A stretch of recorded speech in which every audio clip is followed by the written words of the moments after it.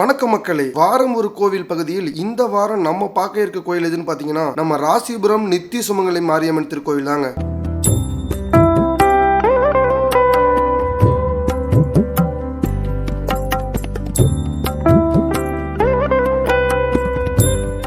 நம்ம நாமக்கல் மாவட்டம் ராசிபுரத்தின் அரசியாக விளங்குபவர் நம்ம நித்திய சுமங்கலி மாரியம்மன் தாங்க. இந்த கோவிலில் 5 நிலைகளுடைய ராஜகோபுரம் இருக்குங்க. அந்த கோபுரம் வடக்கு நோக்கியும் அம்மன் கிழக்கு நோக்கியும் இருக்காங்க. இந்த அம்மன் சுயம்புலிங்க வடிவமாக காட்சி தருகின்றாள்.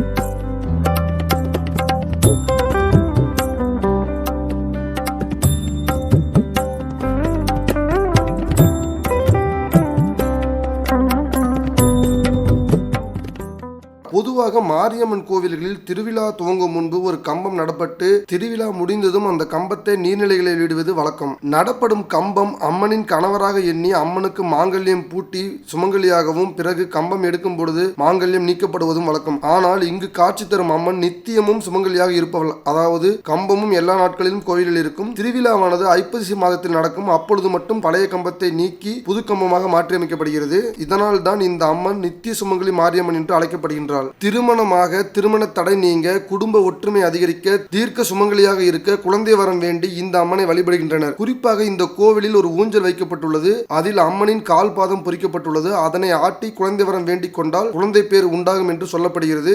மேலும் திருவிழாவின் போது கம்பம் மாற்றப்படும் பொழுது பழைய கம்பத்திற்கு தயிர் சாதம் பிரசாதமாக வழங்கப்படுகிறது. அந்த பிரசாதத்தை வாங்கி சாப்பிட்டு வேண்டினால் குழந்தை வரம் கண்டிப்பாக கிடைக்கும் என்று நம்பப்படுகிறது. இந்த கோயிலின் முன்புறம் ஒரு தொட்டி வைக்கப்பட்டுள்ளது. எவ்வித சரும பிரச்சனைகள் இருந்தாலும் மிளகும் உப்பும் வாங்கி வேண்டி போட்டுக் கொண்டால் சரும பிரச்சனைகள் சரியாகிவிடும் என்று ஐதீகமாக இன்றளவும் அது கடைபிடிக்கப்பட்டு வருகிறது.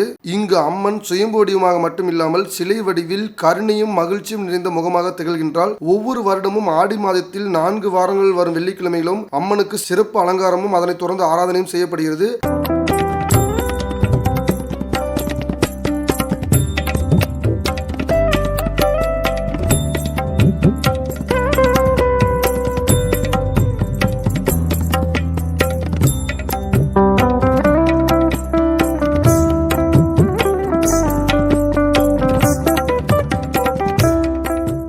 ஆடிப்பூரம் அன்று வளைகாப்பு நிகழ்த்தி அம்மன் வண்ண வளையல்களால் ஜொலிப்பால். ஆண்டுதோறும் ஐப்பசி மாதம் முதல் செவ்வாய்க்கிழமை என்று பூச்சாட்டி கார்த்திகை மாதம் வரை திருவிழா உற்சவம் நடைபெறுங்க. பக்தர்கள் அக்கனி சட்டி ஏந்தியும் தீமிதித்தும் அம்மனுக்கு வேண்டுதல் செலுத்துவார்கள். அது மட்டும் இல்லாமல் தீமிதி திருவிழா இக்கோவிலின் முக்கிய சிறப்பம்சமாக விளங்குகிறதுங்க. பல்லாயிரக்கணக்கான பக்தர்கள் இந்த தீமிதி திருவிழாவில் கலந்து கொண்டு தங்களது வேண்டுதல் நிறைவேற்றுவார்கள்.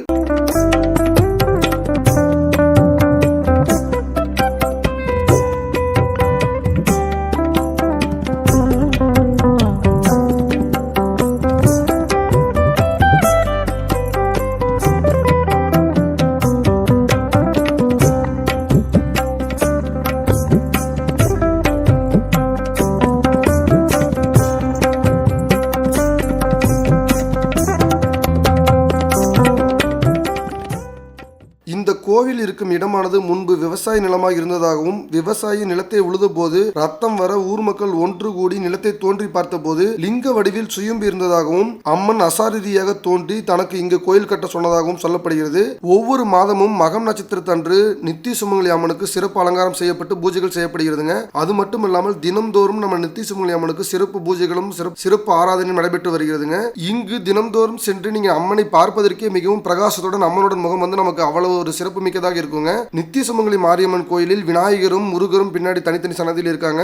இவ்வளவு சிறப்பு மிக்க நம்ம நித்திய சுமங்கலி அம்மன் கோயில் நம்ம நாமக்கல் மாவட்டத்தில் இருக்கிறது. நம்ம நாமக்கல் எல்லாருக்குமே ஒரு பெருமை தாங்க. இது போன்ற நாமக்கல் பற்றி பல சுவாரஸ்யமான தகவல்களை தெரிஞ்சு கொள்ள நம்ம நாமக்கல் ஆல் சேனலை சப்ஸ்கிரைப் பண்ணிக்கங்க. இந்த வீடியோவை உங்க ஃப்ரெண்ட்ஸ் அண்ட் ஃபேமிலி எல்லாத்துக்கும் ஷேர் பண்ணுங்க.